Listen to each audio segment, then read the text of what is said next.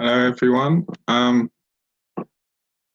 Yes, I should say I'm also autistic myself. I was diagnosed in 2009 with Asperger's, as it was known then. And I have a son who's currently upstairs who may interrupt us, but hopefully won't, who's autistic and has severe learning disabilities. And this book here, this on the title slide, is a book that I brought out a couple of years back, which if you want to look further into this in more detail, then that's a good place to start. And I'm going to start with an old quote from Hans Asperger, or a translation from his old work. And I use this because it's not one of Asperger's finer moments. The autist is only himself and is not an active member of a greater organism which he is influenced by and which he influences constantly. This is a bit unusual to me as an autistic sociologist, because it's basically suggesting that autistic people aren't fully part of society, being influenced by it and influencing it back. So this notion that we're somehow removed from society and social thinking and imagination has been running through ideas and narratives about autism for a very long time. And I've questioned much of my own sense of self all the way back in my work in the 1990s as a student. And I didn't know I was diagnosably on the autistic spectrum at that point, because Asperger's and such diagnosis was not very widespread. But I was trying to figure out my own sense of self. And I had very long-winded academic terms such as embodied sociality and the conditioned relativism of dispositional diversity, and all sorts of stuff trying to figure out my own sense of self and other in society.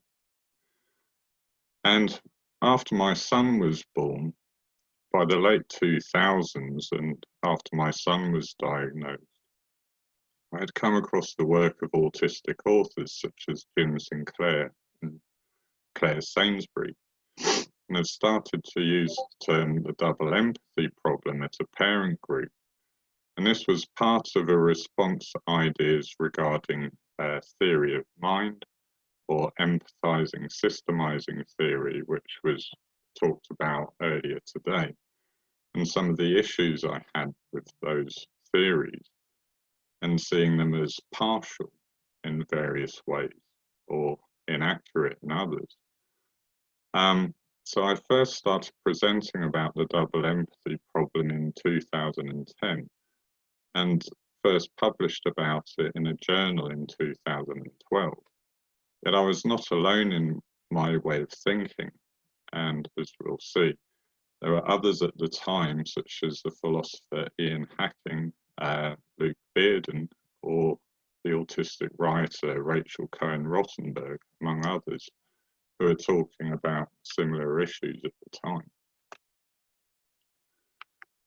These quotes here all came from some consultancy data that was collected for the Autism Education Trust back in 2012.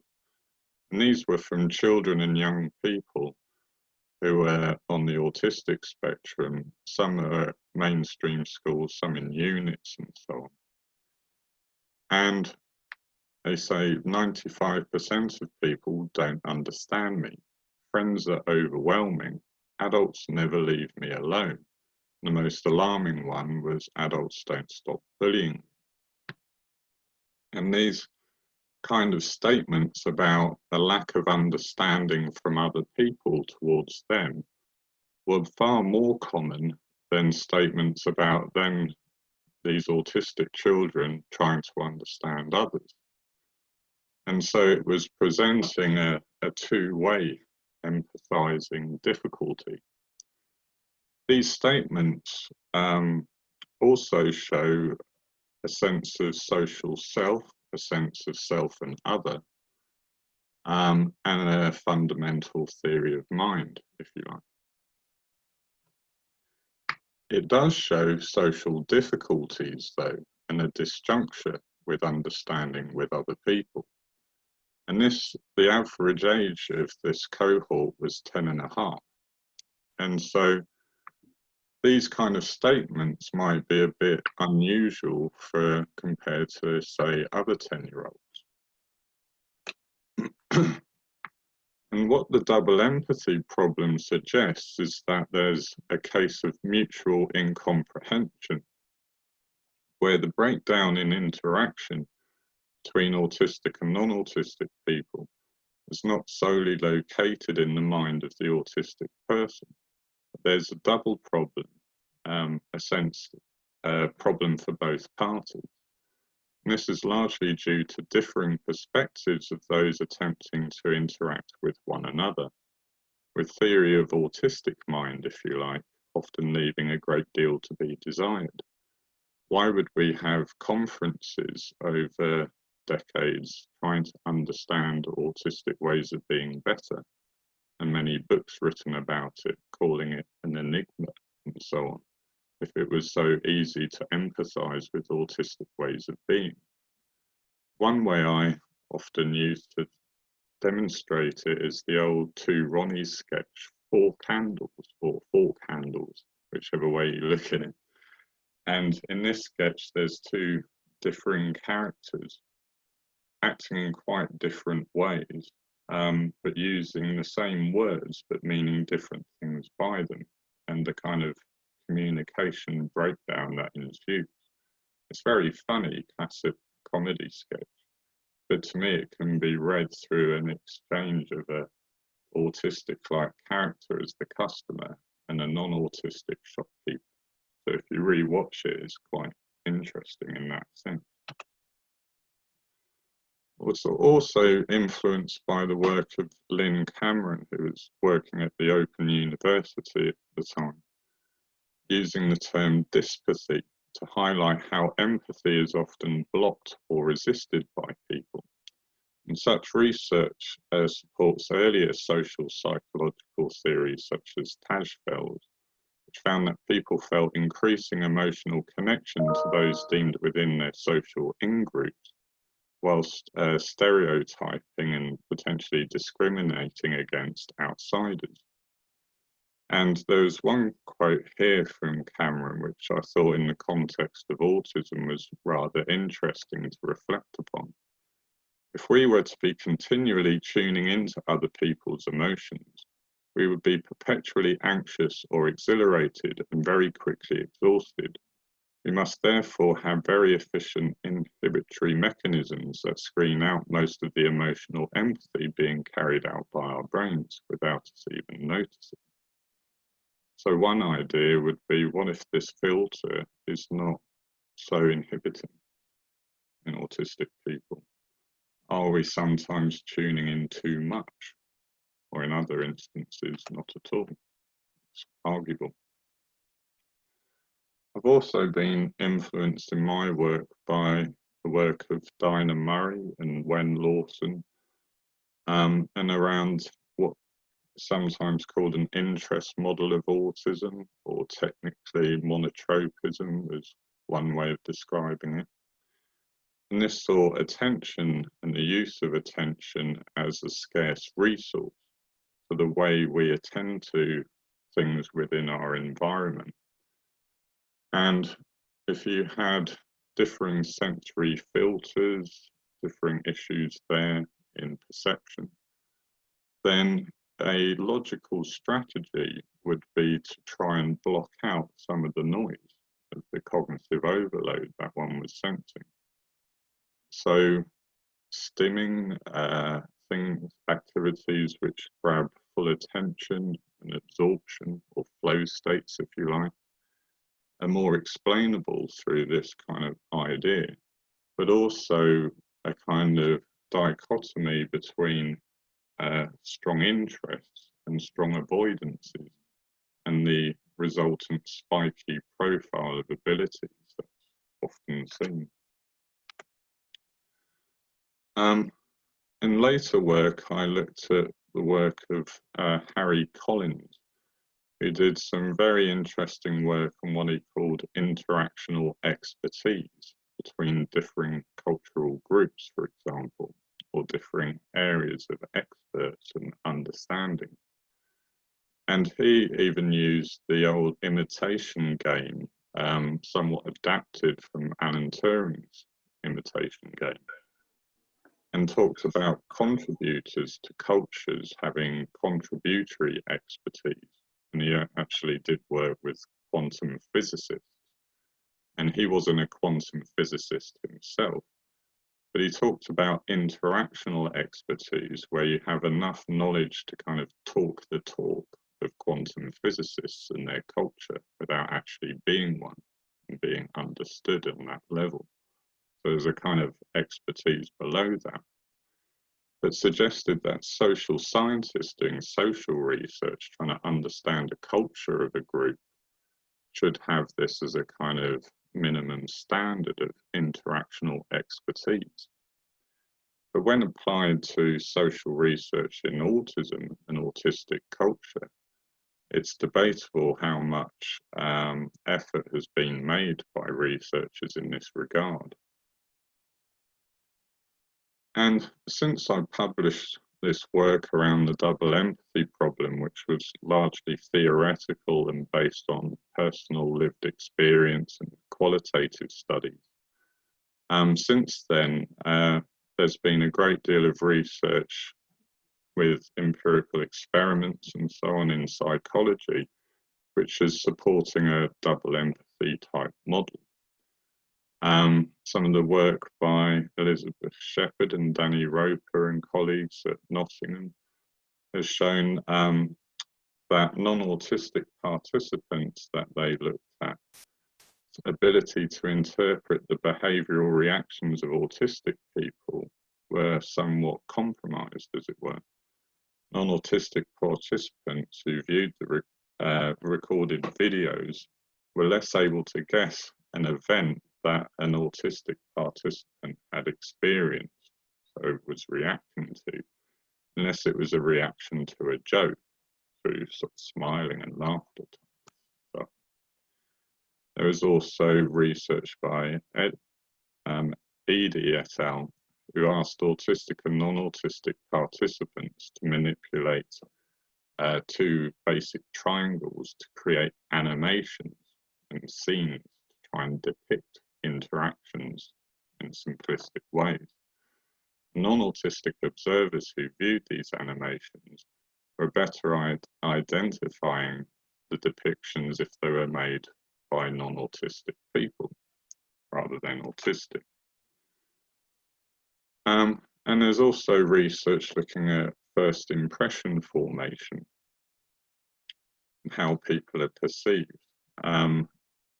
And Stagg et al. Found that non-autistic adults rated autistic children as less expressive and less attractive than their non-autistic counterparts. In a study using a much larger sample, Noah Sasson and colleagues carried out 3 studies in which they showed non-autistic adults and they rated autistic adults and children less favourably on a wide variety of evaluative dimensions. And further research examined the impact of providing a diagnostic label, so telling the participants the person you're watching is autistic, on the autistic spectrum. And they found that this had a somewhat positive effect in people's favourability. So people were discriminating against them less, it would seem, at least. There's also been studies of metaperception. Noah Sasson and colleagues used videos, and participants were asked to estimate how they thought others would perceive them on a wide range of personality traits, they found that autistic participants were less accurate in judging how they'd be perceived by others because they overestimated how positively they'd be perceived. And while this study asked participants how they came across to others in general, Usher et al. Studied impressions formed of dyads of adolescents, where one was autistic and one was not, in a 5-minute conversation. And autistic participants were found to be more accurate in judging whether the non-autistic partner liked them than non-autistic participants were. Metaperception has also been investigated between autistic and non-autistic people who know each other well. Brett Heisman and Keith footballer, Alex Gillespie used interpersonal perception methodology to investigate perceptions and misperceptions of dyads of autistic individuals with family members. And when asked about reasons for misunderstandings, family members tended to cite an extreme impairment in social understanding on the part of the autistic person, while the autistic participants themselves reflected on both the self and other as causes of misunderstanding, and saw it more as a two-way issue. So overall, studies of metaperception suggest that autistic people are actually quite good at estimating how specific others perceive them, or people they know well, but may have some difficulty judging how they come across in general.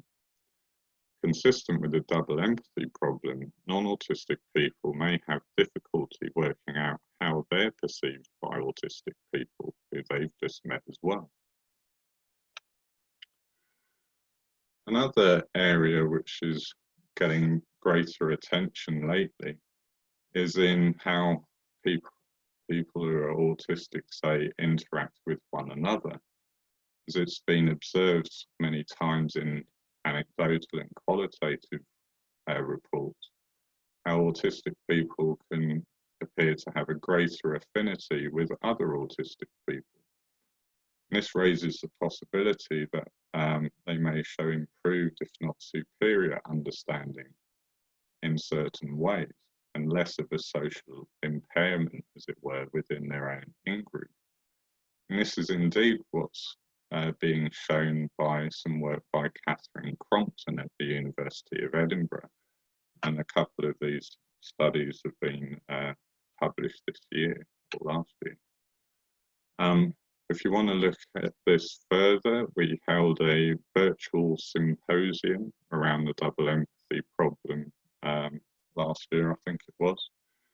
And there's a number of studies that I've mentioned today that talked about in greater depth.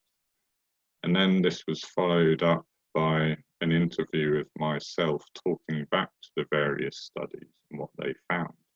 So it's a series of YouTube clips. And this work's being taken in new directions in a number of subject disciplines. There's the work of the philosopher Robert Chapman, in linguistics, Gemma Williams, and designers such as Wendy Keybright, Katie Gaudian, and L.A. Van Dyke. And there's also a very interesting crossover with neuroscientific theories such as predictive coding. So in a personal exchange with Dinah Murray around the interest model, she said priorities or interests differ widely in an exchange of wrong predictions. So non-neurotypical autism priors and autistic neurotypical priors both go wrong. So making predictions about what the other's going to do next. And this has been shown in some very interesting work by Dimitri Bollis and colleagues. And they came up with a theory using these theories, but looking at interaction between autistic and non-autistic people. and they didn't know my work at the time, and they called it the dialectical misattunement hypothesis, and views psychopathology not merely as disordered function within single brains, but as also a dynamic interpersonal mismatch that encompasses various levels of description, which is a very similar description to what I've been describing with the double empathy problem. And I even called the book that I mentioned at the start a mismatch of salience. And something to remember, though, with all these interactions is they're happening within power relations in wider culture and society. And those that have power in society can determine how those in a relative position of powerlessness are interpreted and talked about.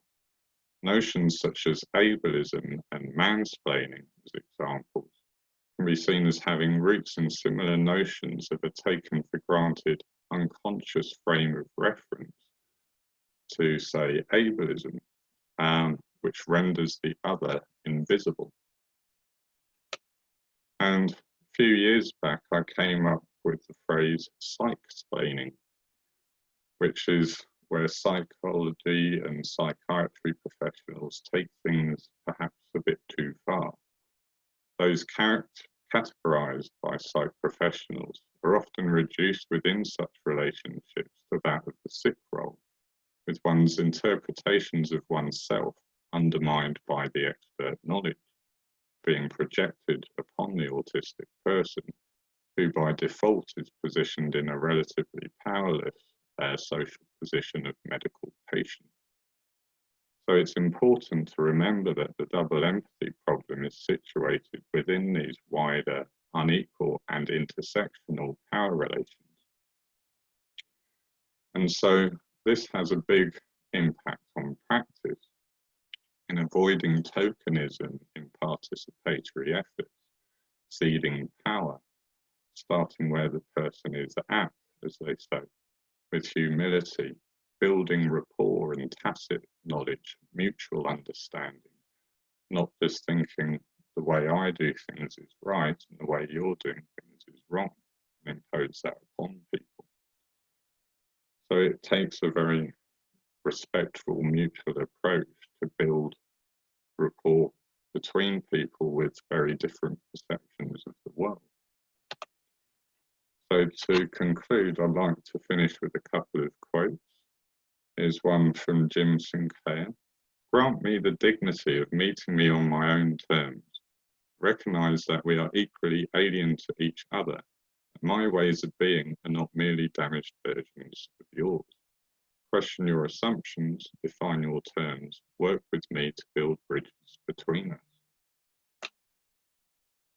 When I'm in an environment I feel comfortable in, with people who are kind and tolerant and doing things I enjoy, then I am as happy as the next person. It is when people tell me I should think, speak, or behave differently that I start to feel different, upset, isolated, and worthless. So surely the problem is a lack of fit with the environment rather than something inside my brain that needs to be fixed. Thanks for listening. And if people want to ask questions and debate further, then please find me on email or Twitter or what have you.